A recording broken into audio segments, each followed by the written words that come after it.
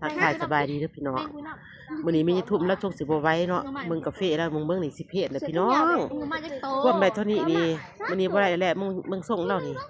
มันก็แลดเปียงพี่น้องเอ้ยกาแฟก็บ่ค่อยลงบ่ได้หยาบก็หยาบโอ้ยสมพัดสปีมื้อนี้มีแต่อุปสรรคพี่น้องเอ้ยบ่คือมื้อวานนี่มีทุ่มแล้วก็ดีของเราได้เว้ยเนาะแล้วก็หลายๆตื่นของเรามื้อนี้มันสิบ่ถึงสวัสดิ์จังดอกกินข้าวกินน้ำก่อนพี่น้องเอ้ยเมื่อยแห้งแล้วเนาะพักผ่อนย้อนลงก่อนนะกูซื้อเหมือนพี่เขาขายมีทุ่มซื้อเมื่องานตัว30อยู่36บ่มีสังกินข้าวปนกระทูพี่น้องมีวันก็หลายพี่เช้าสำน้อยเพิ่นมากินน้ำตอนมาจังซื้อนั่นนี่ว่าตอนมามีแต่ผู้สาวต้น30กูเบิ้ลแดดร้อนก็พักก่อนกินข้าวก่อนจะสิมีแห้งสู่ต่อเนาะพี่น้องเนาะเพิ่นปุ่นก็แวบไปแท้ๆพี่น้อง1บ่เบอร์พี่น้อง